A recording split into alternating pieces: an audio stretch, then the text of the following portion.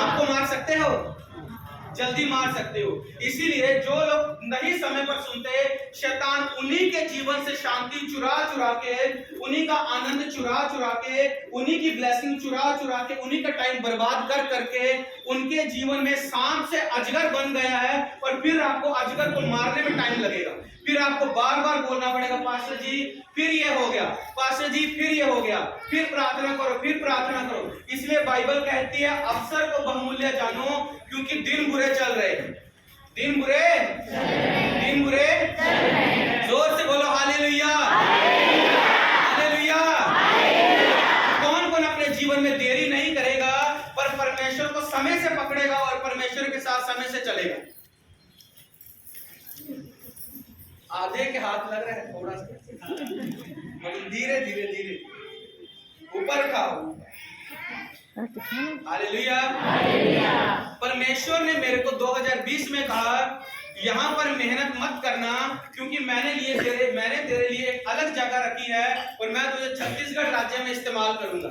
पहले तो मुझे लगा, पर फिर मैंने बोला नहीं, जिस परमेश्वर के लिए मैंने मेरे समाज तक की चुनौती का सामना किया, जिस परमेश्वर के लिए मैंने मेरे परिवार का सामना किया, जिसके लिए मैंने किसी की परवाह नहीं की, कोई मेरे जीवन में आए कोई जाए, अगर यहाँ पर आके मैं उसकी इच्छा को पूरा नहीं करता हूँ तो ये मेरे लिए शर्मिंदगी की बात होगी।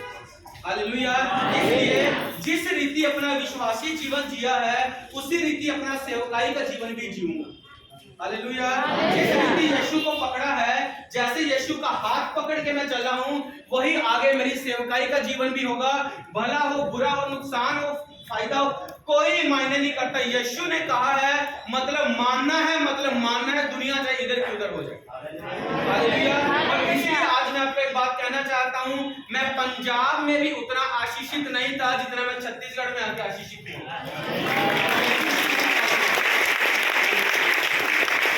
क्योंकि हमारी जो आशीष है वो परमेश्वर की इच्छा में रहकर है। कुछ लोग क्या करते हैं, इधर से प्रभु में भी होते हैं और उसकी इच्छा को अपने तरीके से कंट्रोल करने की कोशिश करते हैं। आपके जीवन में डिले का स्पिरिट काम करेगा, दुर्गति का आत्मा काम करेगा अगर ऐसे करेंगे तो। जैसे ग्रहण किया है वैसे ही आगे भी बढ़ना है। इब्रानिया 6 में लिखा, अब बचपने की बातों को छोड़ के सिद्धता में आगे बढ़ो, क्योंकि आपकी गवाही सिद्धता में है, ना कि बचपने में। हालेलुया। मेरी मदर को छोड़ के मेरे सारे परिवार वाले मेरे खिलाफ थे, एग्री नहीं थे मेरे साथ कि मैं जाऊं। मेरा कोई रिश्तेदार एग्री नहीं था। तो मैं आपको बताया कि जिस परमेश्वर के लिए मैंने पहले उनकी परवाह नहीं की, मैंने बाद में भी परवाह नहीं की। आज वही मेरे साथ खड़े हैं, आज वही मेरे साथ खड़े हैं। आज जब मेरे परिवार वाले मेरे से बात करते हैं, बोलते हैं हमारे रिश्तेदारी में हम सबका सर हमारे बेटे ने ऊंचा किया। आपके सर पे आदर का मुकुट रखता है, आपके सर पे ऑनर रखता है। और जो मेरे को बोल रहे थे इसने गलत रास्ता चुन लिया, धर्म छोड़ दिया, ये कर दिया, वो कर दिया, मेरे वही कजन भाई बहन नशों में पड़े हैं, बुराइयों में पड़े हैं, पर आज उन्हीं के सामने परमेश्वर ने मेरे सर को ऊंचा किया। ये इसलिए है कि सही समय पर मैंने परमेश्वर की इच्छा को समझा और सही समय पर परमेश्वर की बुलाहट को समझा। अगर मैं देरी करता तो मेरा नुकसान, अगर मैं जल्दी करता तो मेरा फायदा। परमेश्वर का कुछ कम या ज्यादा होने वाला नहीं है, वो अपनी जगह पर है। ये आपके लिए है और मेरे लिए है। हालेलुया। इसलिए मैं प्रार्थना करता हूँ आज कि परमेश्वर आपको भी अपने आपके जीवन की सही बुलाहट तक लेके जाए, सही इच्छा तक लेके जाए। हर एक डिले का स्पिरिट, हर एक देरी का आत्मा कैंसल हो। आपका मन चुनौतियों को देखे कच्चा ना हो, आपका मन शैतान के अटैक को देखे कच्चा ना हो, और आप धार्मिकता का हथियार जो कि परमेश्वर का वचन है इसको पकड़ो। और जैसे दाऊद ने अपने वचनों से गोलियत को मारा, बाद में गोफन से मारा, आप वचनों से शैतान को कैंसल करो और हथियार से उसको मार डालो यीशु मसीह के नाम में। Hallelujah, hallelujah. ताली बजाएंगे प्रभु की।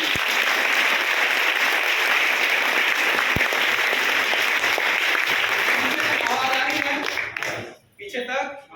पंजाबियों की आवाज ऊंची होती है। Hallelujah, okay. तो आज तो मेरी गवाही से कितने लोगों ने आज फैसला किया कि प्रभु में बराबर चलने का? कितनों ने आशीष पाई है? जैसे मैं सही समय पर अपने जगह पर हूँ, आप भी सही समय पर आगे बढ़ेंगे और कटनी काटेंगे। कोई आपको पीछे करने वाला नहीं होगा, आप ही अपने आप को पीछे और आप ही अपने आप को आगे करने वाले हैं, क्योंकि परमेश्वर अपनी चीजों को ठहरा चुका है, अपनी ईश्वरीय योजना को ठहरा चुका है। कैसे लेना है हमारे ऊपर डिपेंड करता है। कौन कौन आज पाम संडे का मैसेज सुनने के लिए तैयार है? पाम संडे के दिन क्या हुआ था? विजय प्रवेश हुआ था, है ना? और लोगों ने क्या किया था? गाड़ियां पकड़ी थी। यीशु मसीह गधे पर सवार थे। लोगों ने अपने कपड़े बिछाए थे और धन्य है जो परमेश्वर के नाम से आता है, आकाश में होशाना नाम के नारे लगाए। हालेलुया। इसके बीच में तो बहुत बड़ा भेद छुपा हुआ है। पाम संडे के बीच में तो बहुत बड़ा भेद छुपा हुआ है, क्योंकि जो उस समय के यहूदी लोग थे वो उस समय के यहूदी नहीं बोल सकते, या मेन शास्त्री धर्मी उस समय के कहलवाने वाले वो प्रभु यीशु मसीह को क्यों ग्रहण नहीं कर पाए? क्योंकि प्रभु यीशु मसीह को दाऊद की राजगद्दी पर विराजमान होने वाला राजा करके भविष्यवाणी की गई थी कि नहीं? कितनों को पता है? पर उनको ये नहीं पता था कि पुराने नियम में क्या होता था। जब भी किसी को युद्ध के लिए ललकार दिया जाता था तब घोड़े पर सवार होकर जाया करता था। जिस किसी को उद्धार का, मेल मिलाप का और शांति का समाचार दिया जाता था तब गधी के बच्चे गधों पर सवार होकर दिया जाता था। इसी की भूल में वो पड़े थे कि शायद मसीह भी दाऊद के समान घोड़े पर आएगा, हाथ में तलवार होगी और रोमी साम्राज्य से हमको छुड़ाएगा, पर वो भूल में पड़े थे। जकरिया 9:9 में लिखा है कि वो नम्र और दीन और उद्धार पाया हुआ है और वो गधे पर सवार होके आएगा। प्रभु यीशु मसीह इसलिए गधे पर सवार होके आए क्योंकि वो गधे पर सवार होने का मतलब मेल मिलाप, शांति और उद्धार का समाचार था, और घोड़े पर सवार होना युद्ध के लिए ललकार थी। हालेलुया। इसलिए जब लोग कई बार पूरी बाइबल नहीं पढ़ते तो क्या होता है? अधूरा है। हालेलुया। मसीह दाऊद के वंश में से तो होगा, पर क्या बाकी भविष्यवाणियां पूरी नहीं होंगी? बाकी भी होंगी। इसीलिए वो लोग भूल में पड़े और नम्र और दीन लोगों पर उसको प्रकट किया गया। हम मत्ती रचित सुसमाचार निकालेंगे। पहले मैं आपको बताना चाहता हूं, आप उस वचन को भी देख लें ताकि आपको समझ लगे। जकरिया की पुस्तक निकालेंगे, जकरिया भविष्यद्वक्ता की। जो लोग बाइबल नहीं पढ़ते उनको मैं बताना चाहूंगा, जकरिया प्रकाशित वाक्य के बाद में है। जकरिया 9 पढ़ेंगे और ये प्रकाशित वाक्य के सच में बाद में। सब निकाल लीजिए जल्दी, और एक जन हमारे बीच में ऊंची आवाज से पढ़ेंगे धीरे धीरे।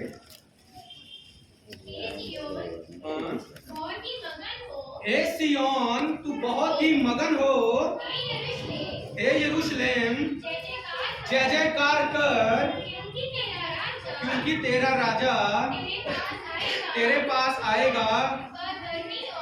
वह धर्मी और उद्धार पाया हुआ है, वह दीन है और गधे पर वरन गधी के बच्चे पर चढ़ा हुआ आएगा। बस 10 भी पढ़ दीजिए ताकि मेरी बात आपको समझ में आ जाए। मैं एफ्रेम के रथ और यरूशलेम के घोड़े नष्ट करूंगा और युद्ध के धनुष तोड़ डाले जाएंगे, और वह जाति जाति से शांति की बातें कहेगा। वह समुद्र से समुद्र तक और महानद से पृथ्वी के दूर दूर के देशों तक प्रभुता करेगा। जोरदार ताली बजाइए। घोड़े पर चढ़ के लड़ाई करने के लिए आएगा या शांति का समाचार देने के लिए गधे पर सवार होकर आएगा? अगर मुझे बाइबल का पूरा ज्ञान नहीं है तो मैं समझ नहीं पाऊंगा। हालेलुया। इसीलिए वो लोग भूल में पड़े थे, और इस दिन बहुत बड़ा उद्धार का काम हुआ था। इस दिन शैतान बहुत बड़ी रीति से शर्मिंदा हुआ था, क्योंकि वो हम मत्ती में पढ़ेंगे, मत्ती 21 में।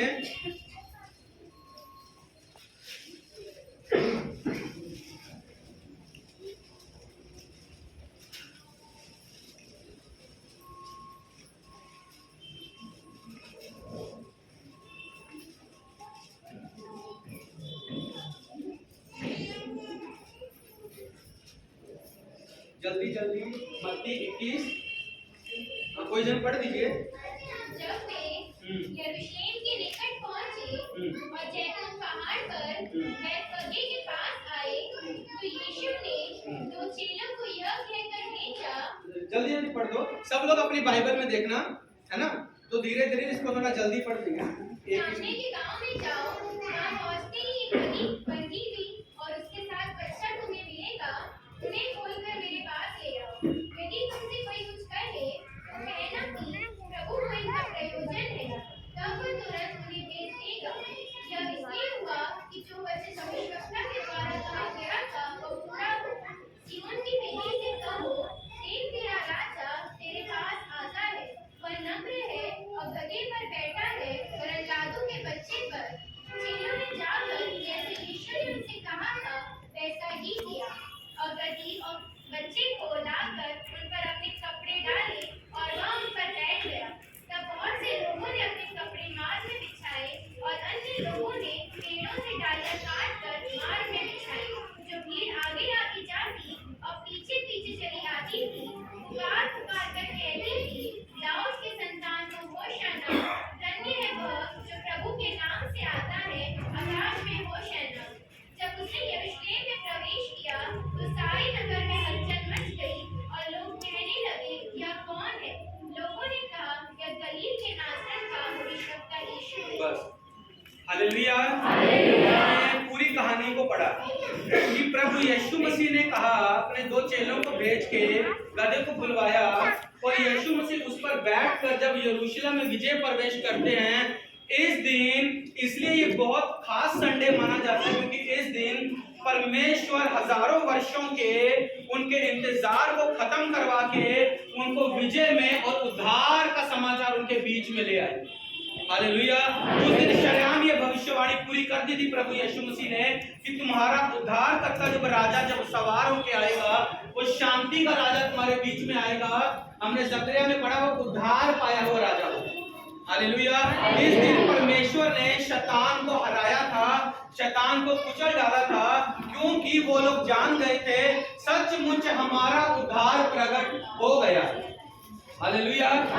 सचमुच हमारा उद्धार प्रकट हो गया है और लोग समझ गए थे अब हमारे शांति के दिन आ गए हैं, अब क्लेशों के दिन जाते रहे, अब दुखी दिन जाते रहे, अब शैतान के अटैक के दिन जाते रहे, अब उद्धार से जो वंचित थे वो दिन जाते रहे और परमेश्वर का उद्धार हमारे बीच में आया है। और लोगों ने एक ईश्वरीय योजना से ही हुआ था, अपने अपने पुराने वस्त्र उसके मार्ग में बिछा डाले और हाथ में खजूर की डालियां को पकड़ लिया। हालेलुया। क्या पकड़ लिया? खजूर की डालियों को। खजूर की डालियों का मतलब धार्मिकता की निशानी होती है। उस दिन लोगों में धार्मिकता का चिन्ह प्रकट हो गया था कि सचमुच उद्धार करता यही परमेश्वर है जिसके विषय में कहा गया है वो शांति का राज्य लेके तुम्हारे बीच में आएगा। हालेलुया। लोगों ने अपने पुराने वस्त्र निकाल के यीशु के सामने रख दिए, जिसका मतलब था अपने पापों का अंगीकार कर लिया, अपने वस्त्र धो लिए, अपने वस्त्र निकाल के उसके चरणों में रख दिए और अपने हाथ में धार्मिकता की डालियों को पकड़ा। खजूर मतलब धार्मिकता की निशानी है और परमेश्वर की स्तुति करने लगे। इस दिन सब लोगों को मालूम पड़ गया था कि यही इजराइल का उद्धार करता परमेश्वर है। हालेलुया। हालेलुया। अगर परमेश्वर विजय प्रवेश कर चुके हैं तो ये आपके लिए एक संदेश है और मेरे लिए संदेश है कि मैं तुम्हारे लिए उद्धार को बीच में ले आ चुका हूं, मैं तुम्हारे लिए शांति को लेके आ चुका हूं। तुम अपने पुराने वस्त्र मेरे सामने डालो, अपने हाथ में धार्मिकता की डालियों को पकड़ो और देख तुम्हारे बीच में प्रभु की प्रभुता होने वाली है। हालेलुया। बहुत हो गया इंतजार, बहुत हो गया मृत्यु, बहुत हो गया आंसू, बहुत हो गया शैतान का अटैक, बहुत हो गया युद्ध, बहुत हो गया खून खराबा, बहुत हो गया लड़ाई। आज तुम्हारे बीच में अनंत शांति का देने वाला परमेश्वर आ गया। हालेलुया। अगर आप इस बात पर विश्वास करते हो और हर एक पाम संडे को, सिर्फ पाम संडे नहीं पर हर पाम संडे में अपने अंगीकार को, अपने उद्धार को, अपनी धार्मिकता को नया करते हो तो ये आपके लिए आशीष का कारण है। कुछ लोग इसको सिर्फ पाम संडे के नाम से मनाते हैं। ये पाम संडे सिर्फ नहीं है, हालेलुया। खजूर की डाली सिर्फ पेड़ से तोड़ी की डाली नहीं है। बाइबल में लिखा धर्मी खजूर के समान फलेंगे। खजूर धार्मिकता को और फलवंत होने को दिखाता है कि जो धार्मिकता में आएगा वो फलवंत होगा, वो खजूर को दिखाया गया है। यदि हम अपने जीवन को हर पाम संडे में परमेश्वर के समर्पण को और गहरा करते हैं, परमेश्वर के साथ अपने रिश्ते को और गहरा करते हैं, परमेश्वर की बातों पर और मन लगाते हैं और अच्छे से परमेश्वर की धार्मिकता में चलते हैं, तो ये आपके लिए एक जय जयकार का दिन है। कौन सा दिन है? आपके लिए जय जयकार का दिन है। इस दिन आपकी आवाज ऊंची हो जाएगी और आकाश के छोर तक पहुंचेगी और परमेश्वर के सिंहासन तक पहुंचेगी और वहां से आपके लिए परमेश्वर का काम होने वाला है। Hallelujah, hallelujah. इसलिए शैतान ने ज्यादा से ज्यादा कोशिश की कि इनको भेद पता ना चल पाए कि कैसे आएगा मसीह, कैसे आएगा हमारा राजा, वो क्या करेगा, वो रोम से हमको कैसे छुटकारा देगा, उसके कौन से हाथ में तलवार होगी, कितने इंच की तलवार होगी, वो सब नहीं। परमेश्वर का राज्य कभी ना खत्म होने वाला राज्य और ये शांति और धार्मिकता का राज्य हो। हालेलुया, जोरदार यीशु मसीह के लिए ताली बजाएं।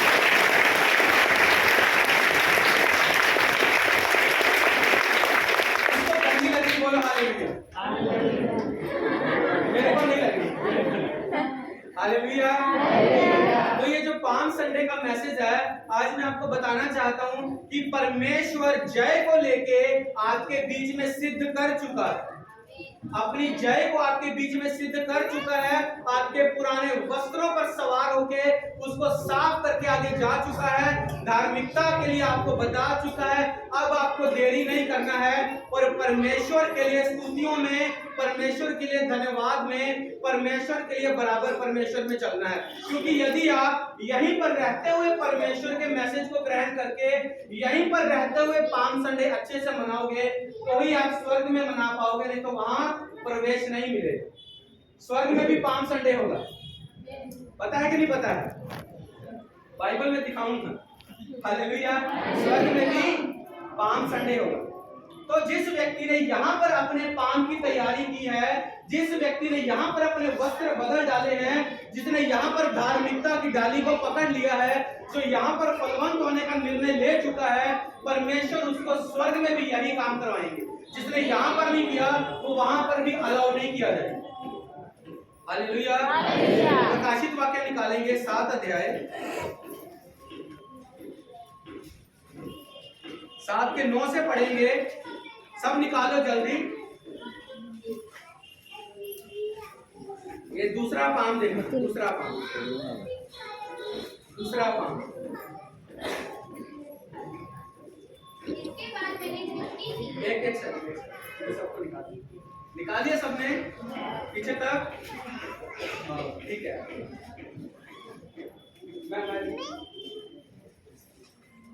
सब ध्यान दो वहां पे जहां 9 वचन में ध्यान दो। लिखा, इसके बाद मैंने दृष्टि की और देखो एक जाति और कुल, हर एक जाति और कुल और लोग और भाषा में से एक ऐसी बड़ी बड़ी भीड़ जिसे कोई गिन नहीं सकता था, श्वेत वस्त्र पहने हुए। कौन से वस्त्र पहने हुए? श्वेत वस्त्र पहने हुए, पवित्रता के वस्त्र पहने हुए और पुराने वस्त्रों को यीशु के कदमों में, वही वचन है कि नहीं है? वही पुराने वस्त्रों को यीशु के कदमों में डाले हुए और यीशु के द्वारा दिए गए श्वेत वस्त्रों को पहने हुए, श्वेत वस्त्रों को पहने हुए और अपने हाथों में खजूर की डालियां लिए हुए। कौन सी डालियां? कौन सी डालियां? नीम की, आम की, कौन सी? खजूर की डालियां। खजूर मतलब धार्मिकता की डालियां, परमेश्वर की धार्मिकता की डालियां। परमेश्वर की धार्मिकता को पकड़े हुए, खजूर की डालियों को पकड़े हुए सिंहासन के सामने और मेमने के सामने खड़ी थी। हालेलुया। मेमने के सामने पहले प्रभु यीशु मसीह लोगों पर खुलेआम प्रकट नहीं हुए।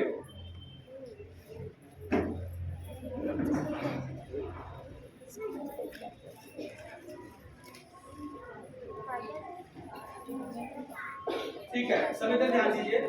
Hallelujah, hallelujah. पहले प्रभु यीशु मसीह जब यरूशलेम में प्रवेश करके गए थे, सबके ऊपर प्रकट नहीं हुए थे। वो उस समय लोगों को बाइबल में से समझना था। इसीलिए आज यदि आप बाइबल रहते और लोगों के द्वारा बताए गए नहीं समझते, तो आप वहां जाके पाप नहीं मना सकोगे।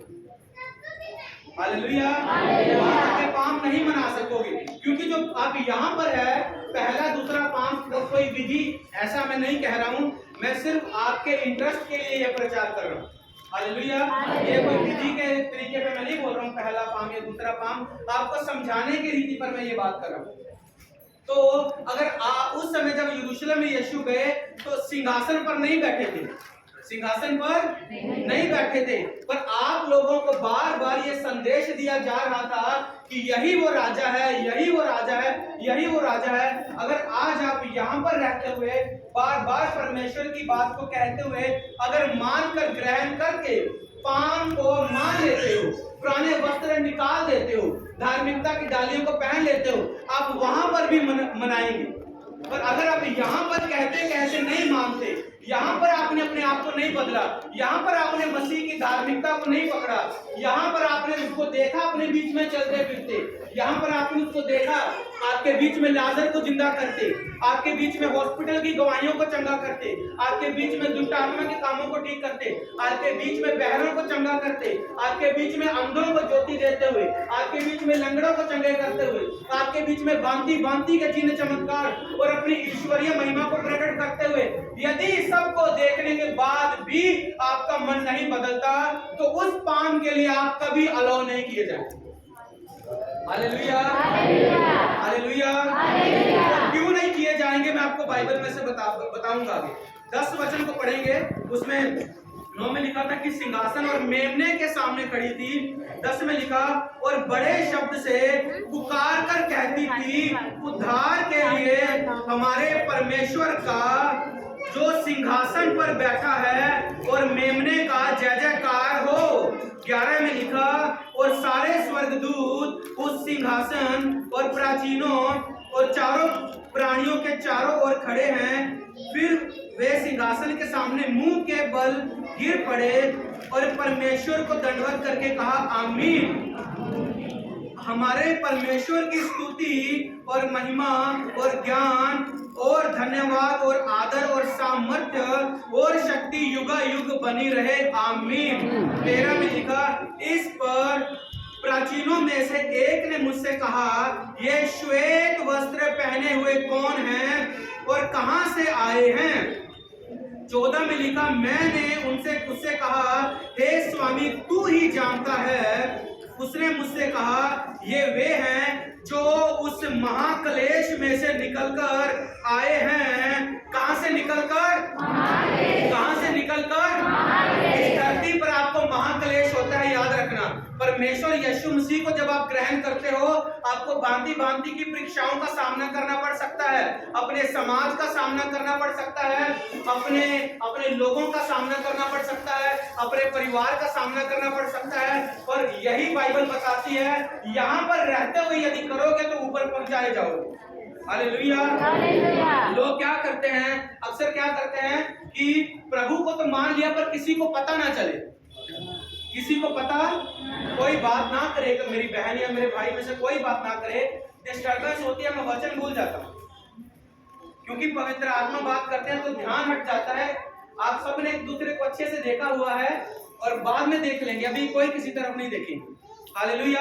यहाँ पर जब होते हैं तो किसी को पता ना चले, हम बाद में ग्रहण करेंगे, हम देरी से ग्रहण करेंगे। आप जब इन चुनौतियों से और इन क्लेशों में रहते हुए मसीह को ग्रहण नहीं कर सकते, तो अब वहां क्यों परमेश्वर आपको बुलाएगा?